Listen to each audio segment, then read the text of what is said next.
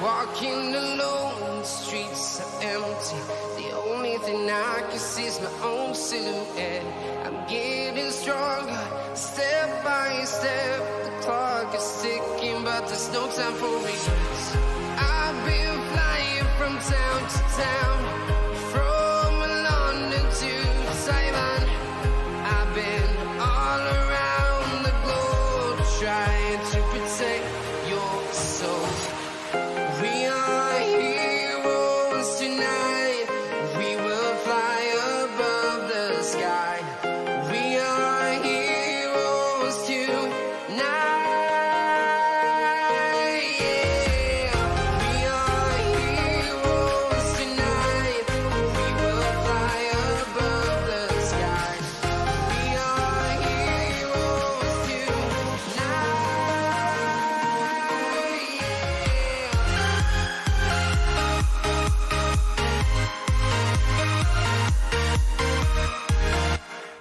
Hello, everybody. It is Friday and it is 5 p.m.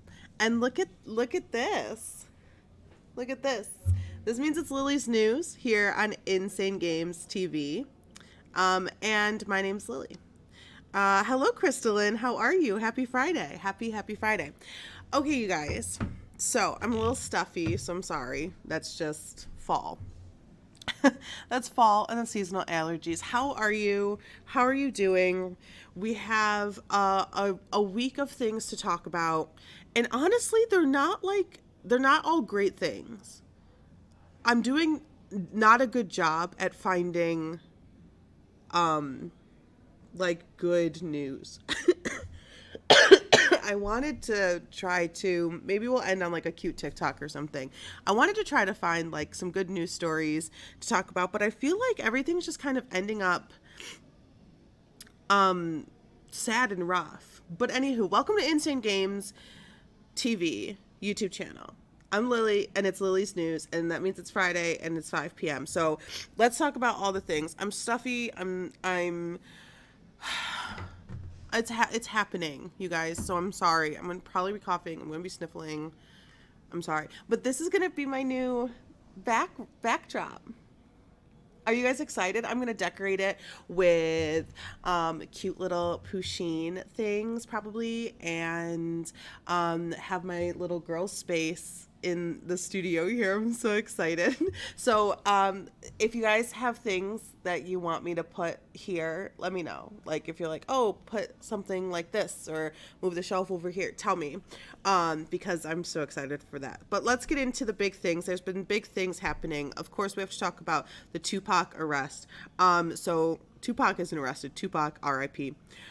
Tupac is one of the most iconic, historic rappers, lyricists, poets of all time, not just our time. And when he was murdered back in 96, it was a big hullabaloo. Now, I don't remember it being a hullabaloo because I was 6, but throughout the years, the conversation of Tupac and his murder, East Coast, West Coast, Biggie Smalls, Suge Knight, Keefy, all the things, Orlando, all of these names keep popping up whenever we have the conversation or someone has the conversation about Tupac. So it's never been solved per se.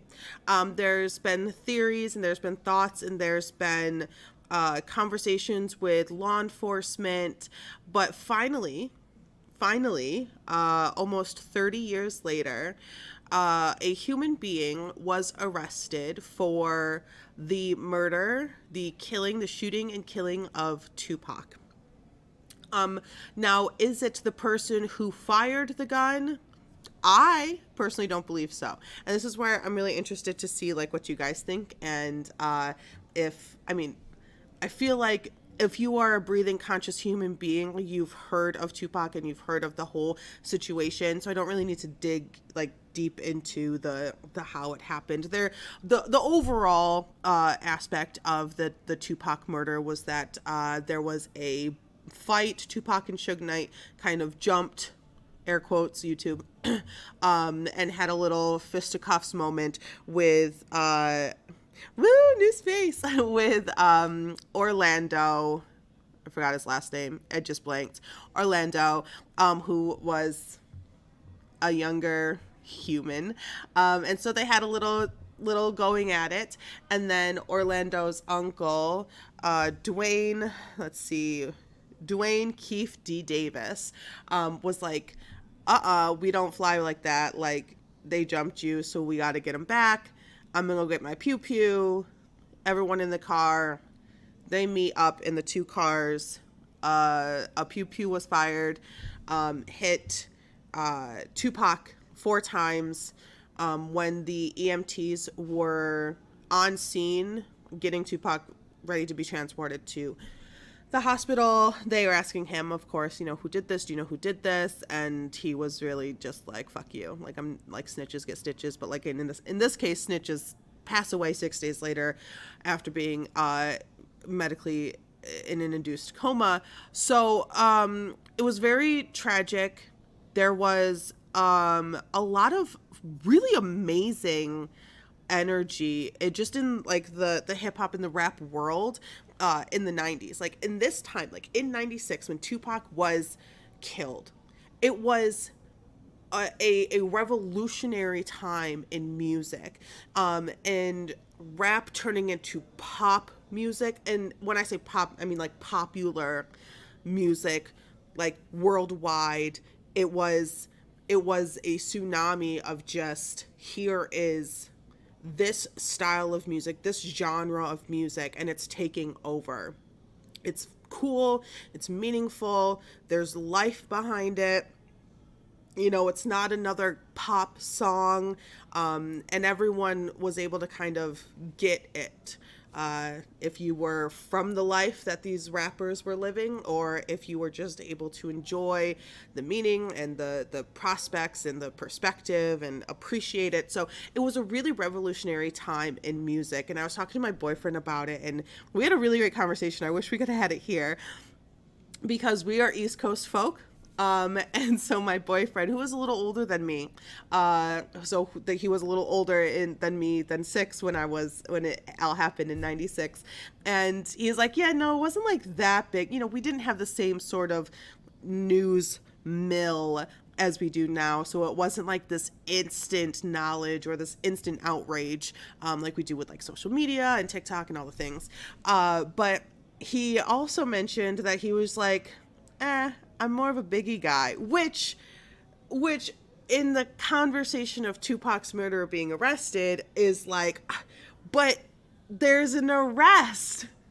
But we are very much like East Coast represent. So, it is what it is. Biggie and Tupac, both absolutely iconic, both artists that were removed from the world with reasons that go way beyond any sort of gang culture life, in our opinions. Hi Glenn, how are you? I'm just talking about Tupac, and just kind of giving my opinions on the whole Tupac situation. So let's talk about Dwayne Keefe D. Davis. Keefe D. So he's been vocal about this murder, about this case since it happened, which is wild. And he was he was in the passenger seat of the car when that was encasing the pew pew that shot and killed Tupac. He was charged with 1 count of murder with gang enhancements. I cannot talk. Crystalline, I never understand that East Coast or West Coast thing. I always listen to both music. Yeah, so I agree with you.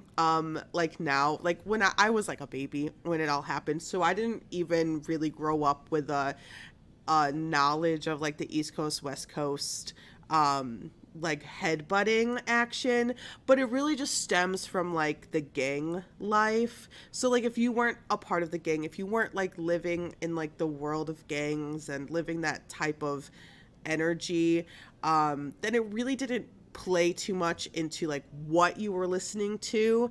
But it's kind of like sports, you know, like you have your favorite team, and most like a lot of people's favorite team are like the teams that from their town that they grew up in or they lived in, or like their state that they grew up in. Even if they are from New York and they moved to, you know, Texas, they're still New York Rangers fan. Is that a team? That's a sports team. So that type of like hometown like representation, I guess, as well. But I mean, in my opinion, Tupac and Biggie, East Coast or West Coast, what have you, I think were minds and brains, minds, souls that the world lost, and still at this point haven't even like recognized how much potential was removed when they were killed. I can only imagine what music, what like the hip hop, R&B, rap style genres of music would look like if Biggie and Tupac were still here. Right? Like, Glenn says, I can't believe they got him. I'm glad though. Yes. So, about Keefe D, Mr. Keefe D. So he was very vocal.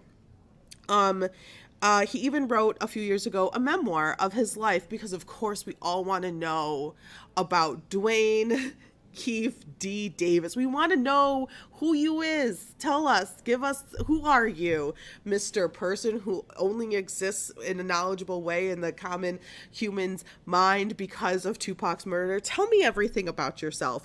And please don't leave out any detail about the night that Tupac was shot 4 times, please. Sitting next to Suge Knight, by the way, in the car.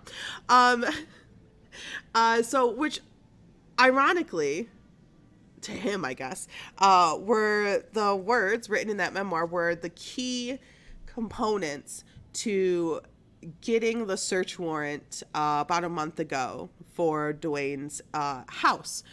So his memoir that he wrote, his book that he wrote, his words that he put down on paper and printed and sold were some of the key components to get a search warrant granted, and that got law enforcement materials, phones, tablets, all that stuff from Keefe D's house, and which then, of course, led to the arrest of Dwayne Keefe Davis. But that wasn't the only time he was vocal. He was very vocal throughout the entire almost 3 decades since the murder. He did like an interview. There was like a Netflix series that he did an interview on. He did an interview with BET, and he was like, I was in the passenger seat. Like, okay, so who did it? And he's like, I don't know.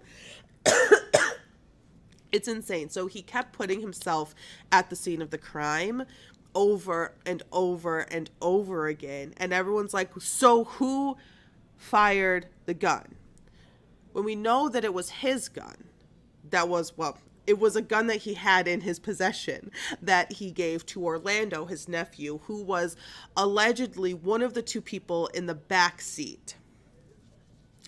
Now, Orlando, about 2 years after, who a good majority of people believe to be the one to have fired the pew pew, was unalived about 2 years after the murder.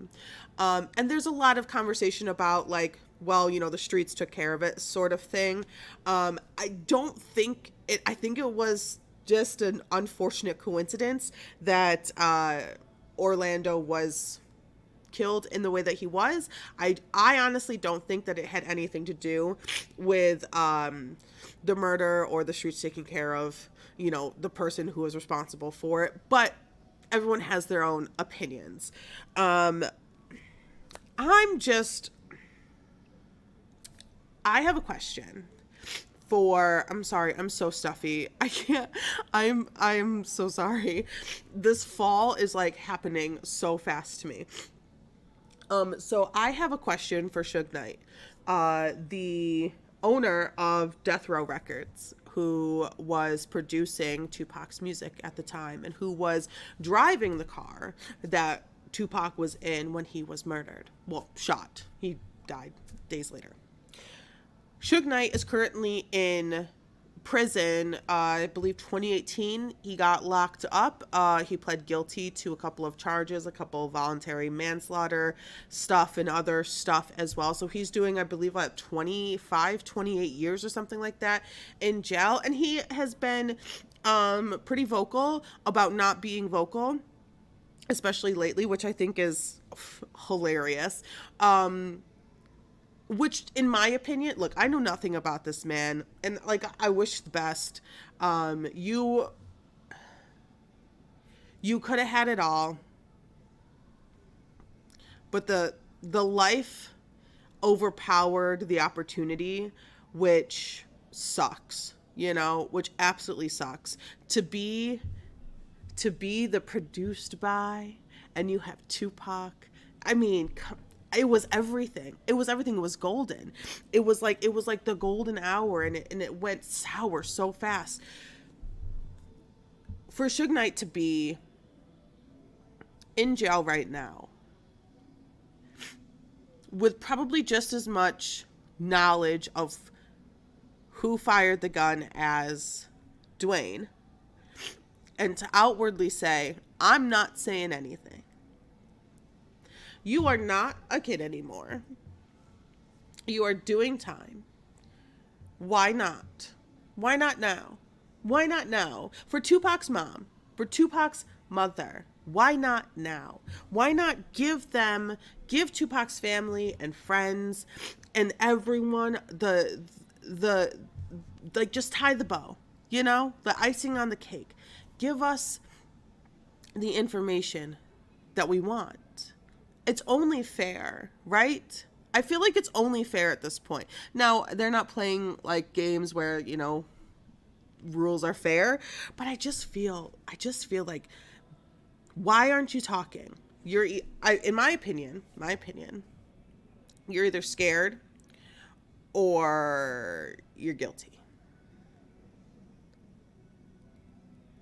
I have my thoughts, and I only feel like comfortable sharing them. And I'm going to talk about why I might like literally sound hypocritical in about 20 minutes. But I have my thoughts about some of the stuff, and I only feel comfortable sharing them because this is a 30-year-old case. My thoughts aren't going to change the outcome of the courts. My thoughts aren't going to change the outcome of law enforcement. I'm not going to start any rumors that could get blown out of proportion and show up in the courthouse and everything gets turned and upended. I think Suge Knight might have had something to do with it. Only because I think there might have been fear that Tupac was getting too big too fast, and Suge Knight's name would start to shrink in the shadow of Tupac. That's my opinion. But like I said, it's just opinion. Okay. So why was Tupac killed? We don't really know, because I feel like a beating, a jumping, a little fight turning into shooting up a car is a bit dramatic.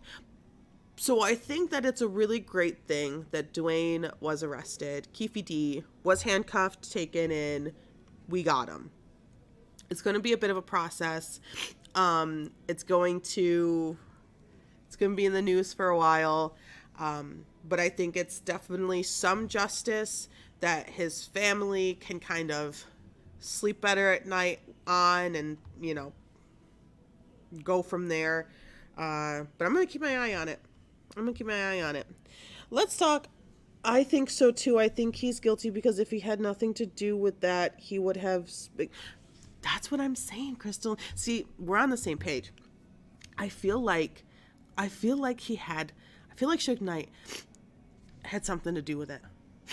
I feel like he had something to do with it. I feel like Suge Knight set Tupac up to get in the fight and then to have the retaliation thing happen. That's what I think. I think so. But I don't know. I can't be sure. But that's what I think. But anywho. So let's talk about... I need to blow my nose so bad. I will be right back. Give me 1 minute. Don't go away. I'll be right back. I'm so sorry.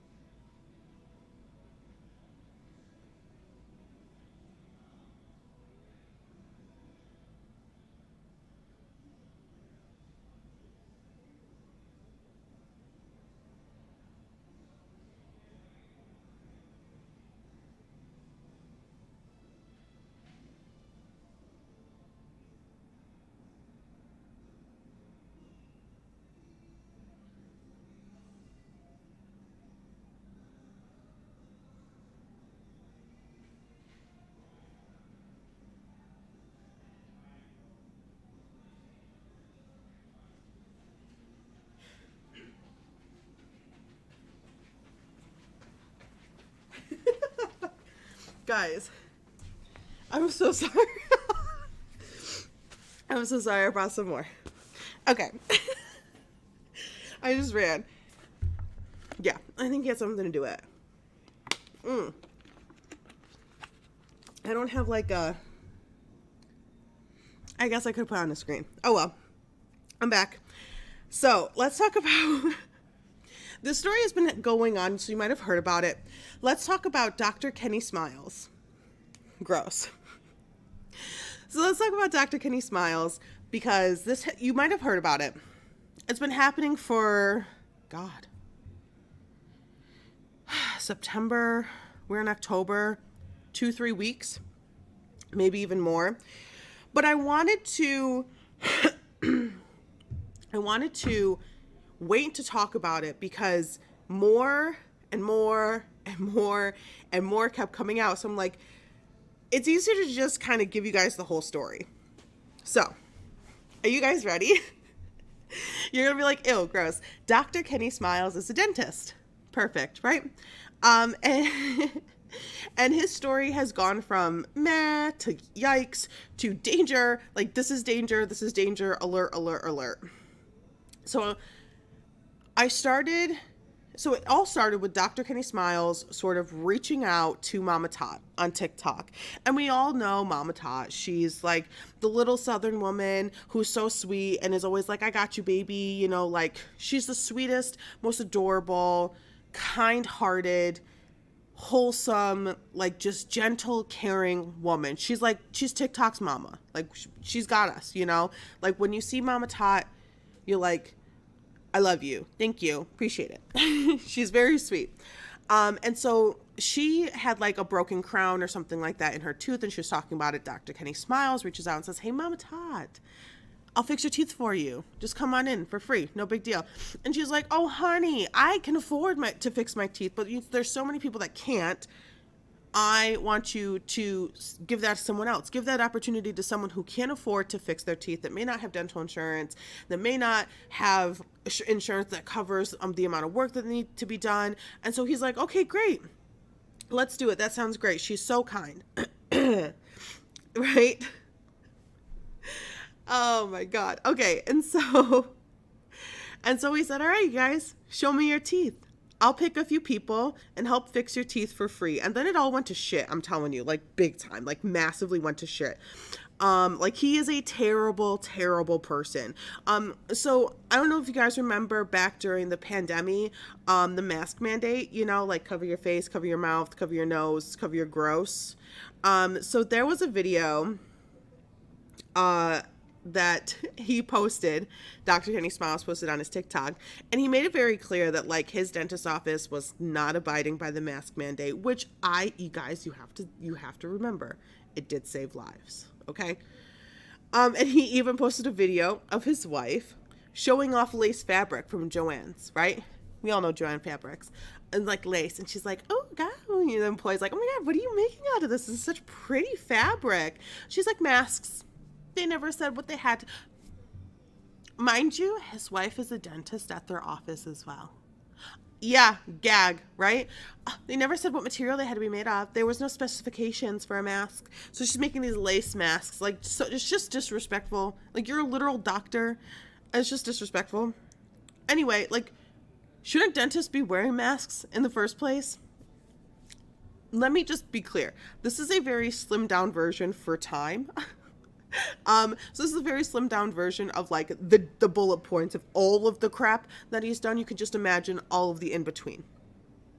And so he also had a record, and like I know that I only want to go to dentists with records, especially if they have records based on overprescription of drugs to friends, family, and himself. Which was, one of them was he prescribed his friend almost 1,000 hydrocodone pills in 1 year. That's a lot for a whole year. That's like, I think you're good. Like, I feel like you should maybe take it easy. And also you're a dentist. You're not like a body doctor. You're not a body doctor. So if you need hydrocodone for, dental work for a year, that's too much. That's too much. I feel like you did a bad job if you did it to their teeth. And you also did a bad job by doing that to your friend. Like cause like what was your friend doing with them? Selling them? Allegedly. So yeah, so he was fined and, he was forced to take more courses. But he still kept his license. And then in 2019, there was more wrist slapping from the board of dentistry. And he was just a crap doctor. He kept bad records. He had more fines, more courses, nothing major. 2021, more bad doctoring stuff, another fine, more courses. So Kenny was doing auditions for a new show that he was creating. I guess it was like on YouTube, but it was kind of like a reality show meets dentistry. Like, how's your life? Is it bad? Let me also fix your teeth. Maybe we'll sleep together. This man who has a wife and children and a grandchild, like the vibes are way off. The vibes are just way off, my guy. So yeah, so let's watch this, 2:30 and then 6. Okay, let's watch this video. I'll show you guys a little video. This girl, Becca Day on TikTok, if you want more and more and more information on, him, definitely, oh no, what's going on? Oh, crapola. Oh, there it is. Becca Day on TikTok, and you'll see her name on here. Definitely watch her. So let's go over. Nope, game. Let's go over. I think that worked. I just want to make sure. I can't see.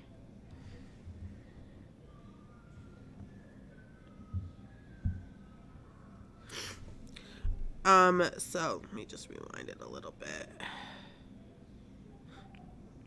Receive life-changing dental care when they don't have the resources to pay for it themselves.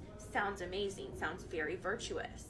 Exciting news, we are filming for my new show. I have open auditioning happening right now. If you feel like a new smile would change your life forever, then I want to hear from you. We are going to be opening up a hashtag that will allow you to submit a video, and in that video, tell your story. Okay, the hashtag is DKS Casting, not casting couch. Not casting couch. Good joke, bro. Oh, by the way, this is a Mormon. A Mormon. Like a practicing Mormon.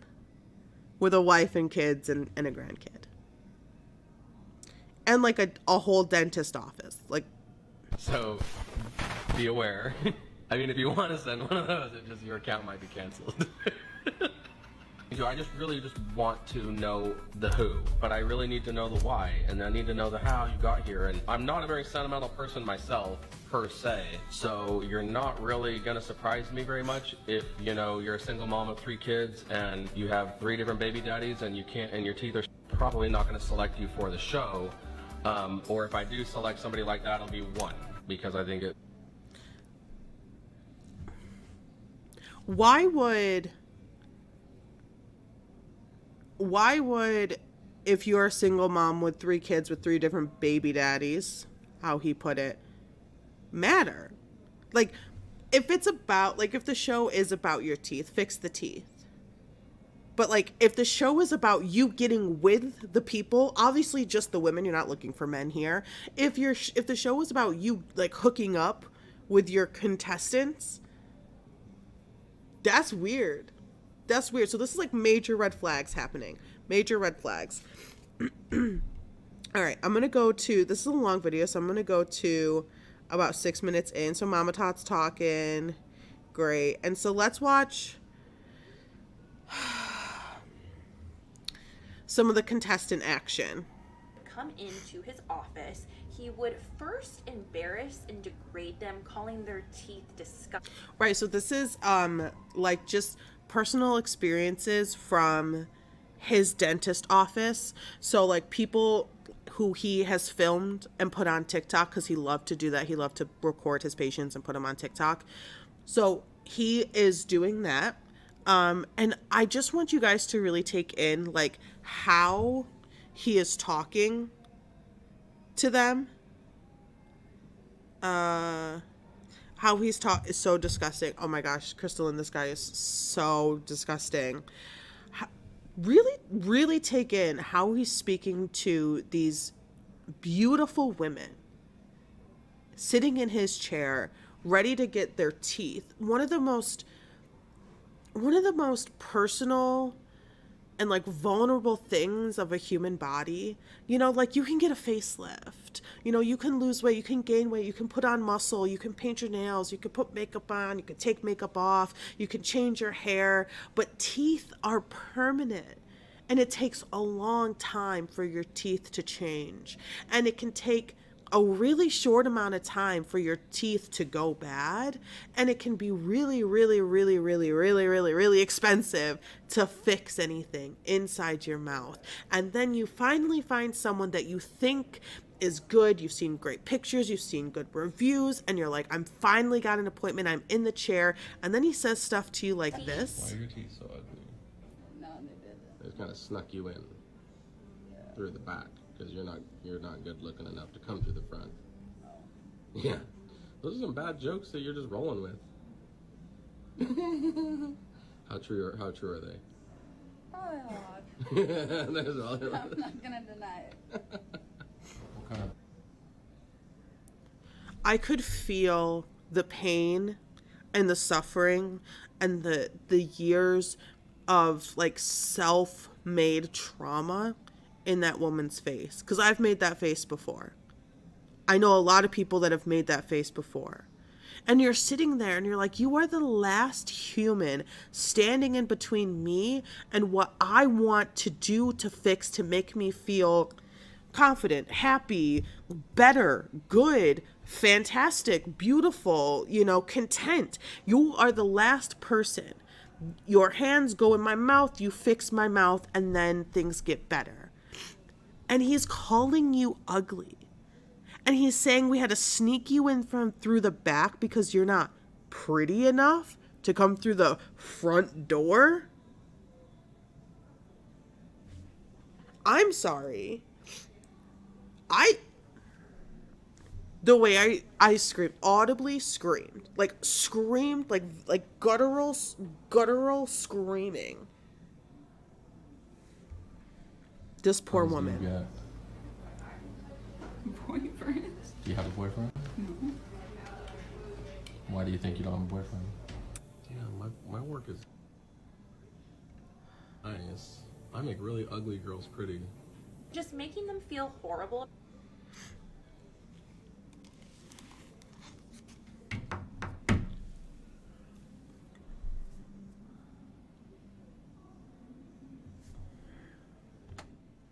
Literal shock.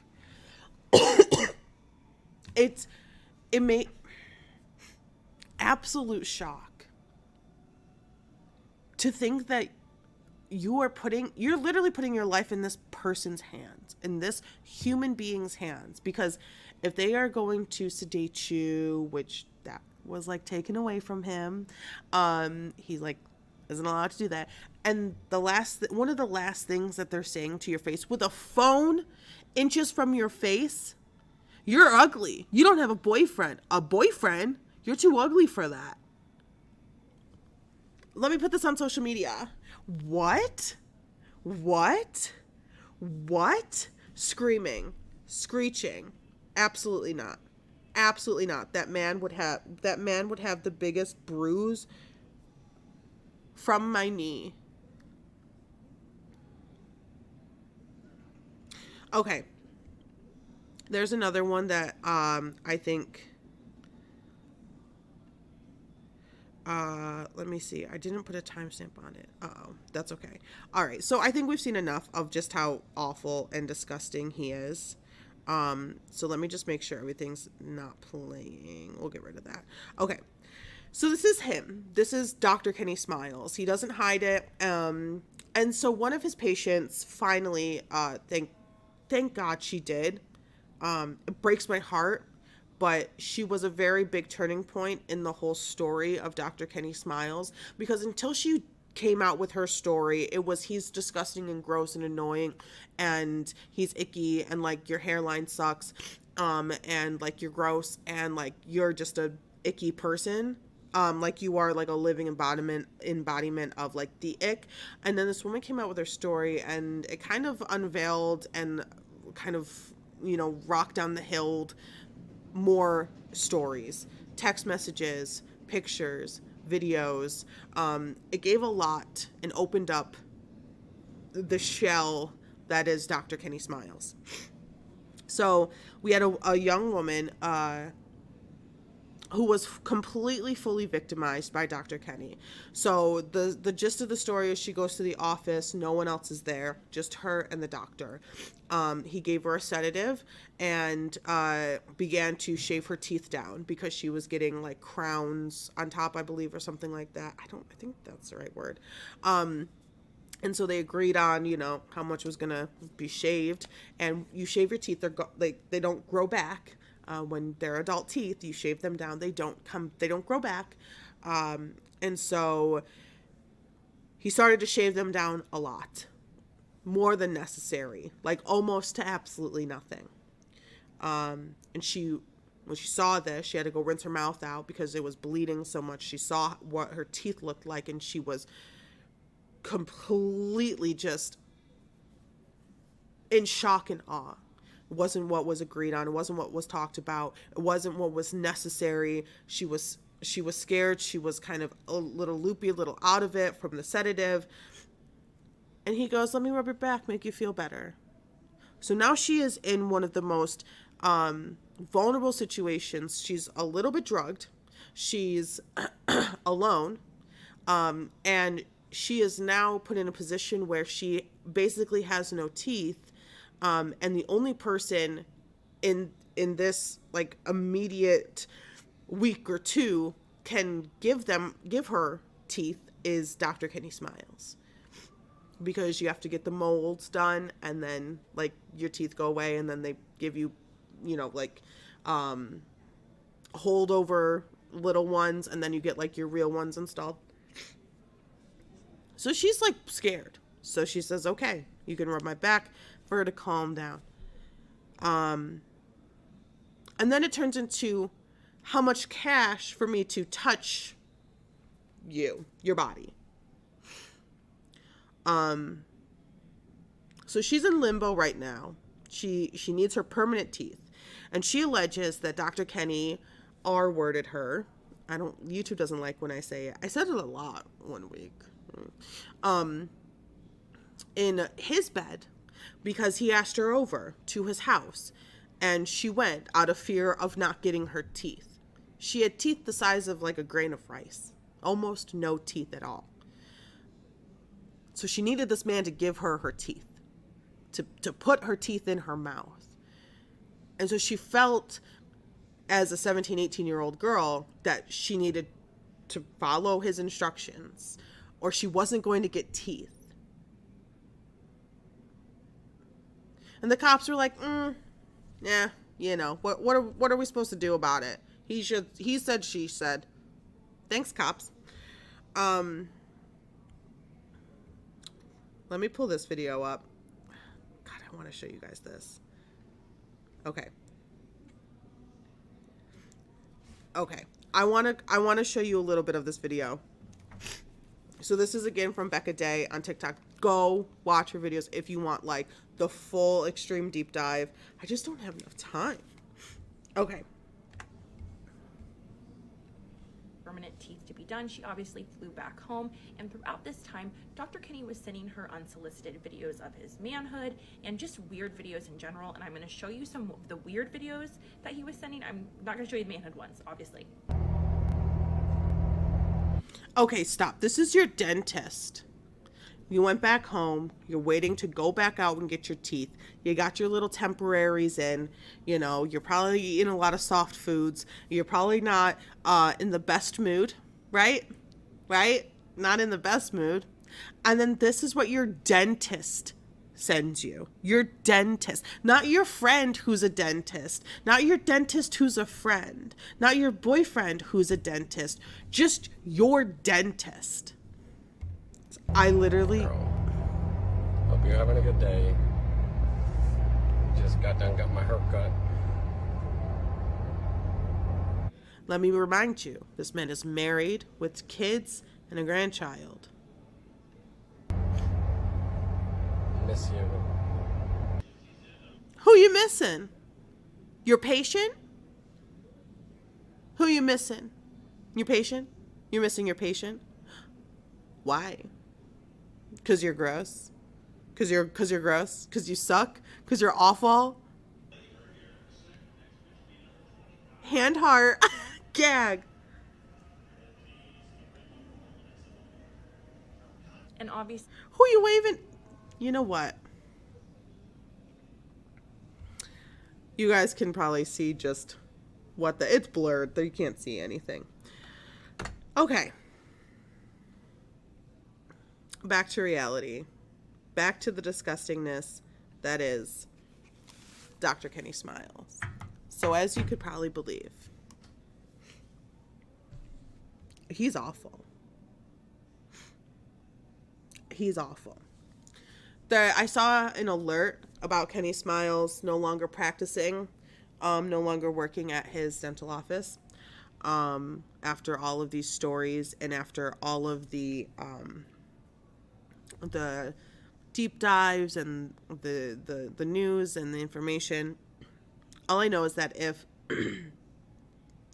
I went to a dentist and a week later I got a video of him driving his expensive car that insurance is paid for, or people have paid extreme amounts of money out of their pocket, and then you show me other things, lawsuit. And I hope that every girl, because let me just say that it was not just one patient that had to deal with this. It was patient after patient after patient. There are videos, there are screenshots, there are scroll throughs of text messages with videos and pictures from him, from patients of his, all very much in the same realm of him asking girls over. I don't think your wife's gonna like that, and I don't think my husband would like me to go over to your house. Those types of conversations is a very wild, and that's gross, and he should be ashamed of himself. So that's Dr. Kenny Smiles. Oh my gosh, we have so much more to talk about. Okay, let's talk about this guy. I don't want to say his name. I'm not going to say his name. This is a human being on TikTok. Probably about 2021, he was hopping on TikTok, and it was a story. This is bonkers, man. So you might have seen on TikTok about a year ago, a man with injured and scarred hands and arms. If not, let me tell you about him. He would tell his story of how some mentally ill man, a homeless man at a homeless shelter, attacked him with swords. And while he was attacking him, he was calling this person the White Devil. Because I saw it, and I was like, wow, you survived, and you can tell your tale, and you can, remind people that mental health is extremely important. It's one of the utmost important parts of your self-being, is to find like mental health stability and peace and joy and calmness and coping mechanisms that are healthy. So it's so extremely important. So good for you. Okay, great. We at that point stand a mental health advocate. So, and then I just scrolled. I was like, okay, cool, scroll. But here is a lesson that I think we all learned collectively on the internet, that a 60-second video isn't the whole story, ever. And so, well, it turns out that the whole story is terrible. A depressed 16-year-old young man in 2004 brought a pump-action shotgun to a school and fired it twice into the ceiling. And if you are from the Albany capital region area, you might be familiar with this, because that's where it happened. He was, then after firing twice, he was tackled by, I believe, like a teacher or principal or something like that. The gun did go off again and injured another teacher, but there were no deaths, no fatalities, which is great. The man was convicted for attempted murder. He was released in 2020, only serving 17 of his 20 years. Right, you only got 20 years, which the laws are the laws. But I feel like they could probably change maybe a little, maybe just a little bit. I don't know. That's just my thought. Let me see here. I'm just popping in to see this. Okay. So that's just my opinion. So then after he gets out, he comes on TikTok to spread awareness for white men and their mental health, which honestly, I'm not going to stop there and be like, what a terrible person. I think a good majority of the white male community really needs to embrace mental health, and like mental health positivity, and decrease the stigma around that. So I can't stop at that sentence and say terrible person. No, I think more white men, need to go to therapy.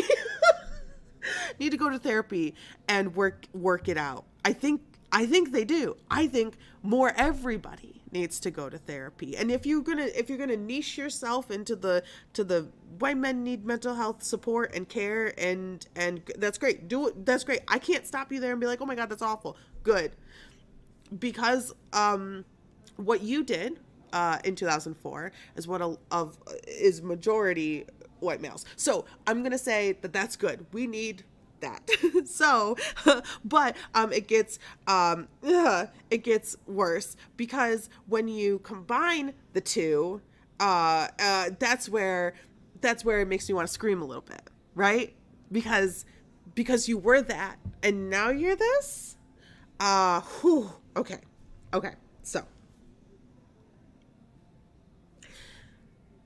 think the mental health thing is really great, and it's really absolutely fantastic. I grew up in a household with two mental health professionals. I think it's a wonderful and beautiful thing, and I think there needs to be, I think every single person needs to have one therapy session at least with the ideal therapist. I think it's wonderful, and I think it's fantastic. What I don't think we need is someone who did that thing in 2004 that you did to be the one to tell it, to encourage us, to tell this story, to get the news out there, because you're not, to me, it's hard to redeem yourself from that. Can your mental health increase and get better? Sure. But when your face is in the newspapers for doing what you did in 2004, I can't say the words, with the pump action. When your face is that face in the newspaper of the Albany Times-Union, I don't think that same face should be on TikTok in 2020 complaining about people being racist towards white people, because that's where the turn happens. Is where people can be racist against white people, is what was happening. That's why everything blew up. It's hard. This is a really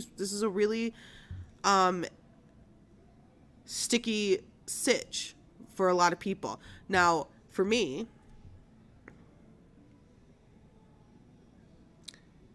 I think it's very clear that if you are able to say that a mentally unwell human being who happens to be black attacked you and injured you, and you call that racism against white people, while being the same human being that did what you did in 2004, I think it's safe to say that your mental health may not be where you believe it to be.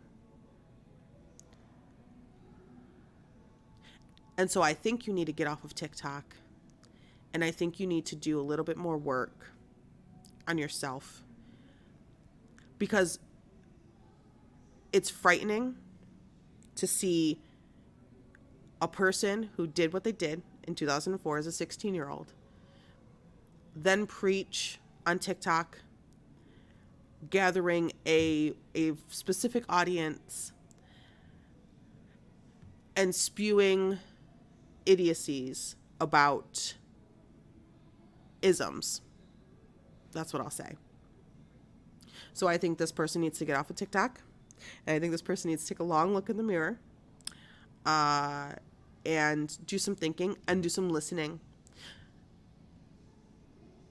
because I think redeeming yourself from what you did in 2004 is virtually impossible. Not in the world that we live in now. Not in the world that we lived in 2004.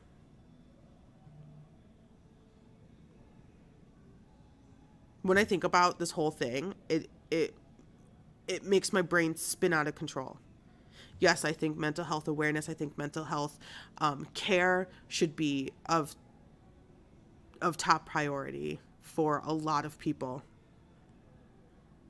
Do I think a school shooter is the one to serve it up to people on the internet? Absolutely not. Those are my thoughts. Okay, so before we go, I want to talk about Charlotte Sena. This is actually good, right? It's actually a good story. So Charlotte was a young girl in the area, 9 years old, who was kidnapped, grabbed, snatched, and just about 48 hours after she was kidnapped, she was found.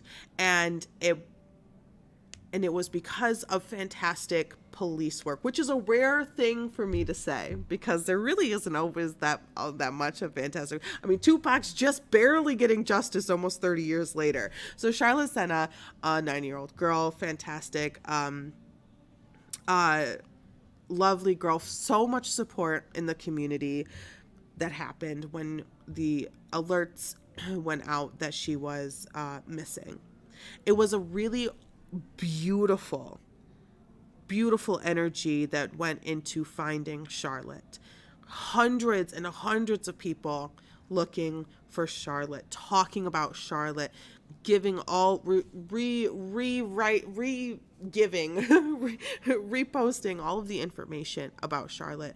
And it was her friends and family and people who she spends the after school hours with, telling all the stories on social media. Like, she loves to do this, like, we need to bring her home, like, we need to, encouraging people to keep up the energy to find Charlotte. And Charlotte was found and brought home. She is currently in good health, which is fantastic. And I do now hope that the internet and the world can keep her picture out and give her space and give her time, like, out of newspapers, out of thumbnails, out of all this. I really hope that people can give her time to heal. It's going to be an incredibly tough process to heal with the upcoming just court stuff, the law enforcement stuff that her and her family are going to have to go through, because her kidnapper was arrested, does have a little bit of a record, and was arrested and found so quickly because of a fingerprint match taken in 1999. A police officer arrested, God, what was his name? I don't even know. I don't care. The guy who kidnapped her. No one cares about his name. You see his face. Arrested him. Something Ross. I don't know. It doesn't matter. He sucks. Charlotte is the name that you should know. This asshole, who cares? So he was arrested in 99 and he was fingerprinted. And he dropped off a ransom note about 4 a.m. in their post office at Charlotte Sena's house. And the police were able to match a fingerprint from that ransom note to a fingerprint in the database from 1999. And they got him. FBI, SWAT, everyone was in on getting Charlotte home. She was found in like a small closet. I believe it was like a trailer or RV sort of situation. And she was found. She was taken home. She was brought to the hospital and she was taken home.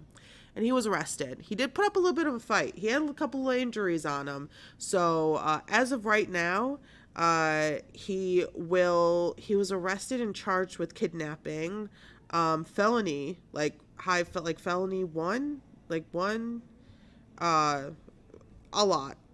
But there could be a lot of more charges, wow, I'm an idiot. A lot more charges added, depending on, God forbid, if anything happened to her, if he did anything to her, if he said anything to her, if he told her that he was going to do something, specific, that type of stuff. And I think the energy that went into finding this 9-year-old girl was fantastic on the ground. My only problem was the energy that the internet had that wasn't from like the surrounding areas. It really opened my eyes. And now I'm one person, I do watch a lot of true crime. I'm very particular about the creators of my true crime content, though. I'm not a Bailey Sarian fan. I like Stephanie Harlow. Here's the information. I like content that gives me the details, the information, the timeline, the dates, the this, the that's, and then the cops did this, and then that. It's hard to watch content about true crime when it's all kind of like rumors, and I heard someone on Reddit say this, and I saw a lot of that happening very quickly online about Charlotte, a missing 9-year-old girl from a state park very close to home. And I was really disappointed because I've kind of sheltered myself. I put my blinders on for certain content and certain creators, and I just don't put up with any other creators. They're not even an option. And so when I started seeing the other options seep into my, my For You page and my my recommended feeds, I was really concerned. And I hope that just you guys as viewers are able to recognize the difference, especially when it's something that's happening in real time. The difference between this is the information that's being put out by police officers, by law enforcement, by, you know, like real time, something like Charlotte Sena, like this is the information. And then to be able to differentiate between that and, well, I heard that type of stuff. Sure, it may be true, but you can't take it as actual like truth or informative pieces of data for the case that you're trying to follow, or the situation that you're trying to keep up with, or a missing girl that you're trying to help find. Because it's not, there can be weight on a lot of things that people with like a large amount of followers say, especially when it comes to like a happening in real time case. We all saw what happened in the Gabby Petito case. It caught wind and everyone was talking about it and watching it, and every 5 minutes there was a new theory, someone did this and then someone did this and they found this and they have this and da da da da da da da da da. And it felt like you were being like, you were suffocating with all the rumors and theories, when it felt like it got out of hand real fast, you know, like it got out of hand real fast. So I was a little nervous that something like that was happening. I know there is one creator that's had like 3 massive live streams, like hour or 2 long live streams about the case Charlotte Sena after she was found. And I get it. You want to continue to give the information that's coming out. But a missing child isn't a cash grab. And I was really taken aback. I'm just happy she's home. And I hope everyone feels that's the same way as I do on that. So that's that. God, I need to get some good news. Do you guys want like a cute TikTok or something to end on? Let me find a cute TikTok. Oh, I have a cute TikTok. You guys like cats? You guys like cats? What's a funny TikTok? What did I send? I sent one to, let's see. I haven't been on TikTok. Let's look at this cat one. I'll send it to my computer. And we'll just end on a cute little TikTok. Anything else for the day? I feel like that's really it, you know? Let me open this bad boy up. All right. So, enjoy this TikTok. Have a good rest of your night. Hopefully I feel better next week. I'm sure I will. I'm already feeling better, but enjoy this TikTok from, let's see, who is this by? From Jack Time Traveler. This was 18 hours ago. It's a great video. So enjoy this TikTok, and I hope you guys have a good rest of your weekend. Start of your weekend. Maybe the rest of your weekend. Have a good night.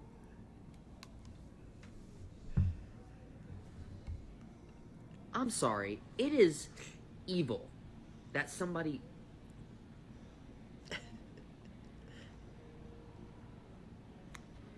I can't even finish this video now. Dude.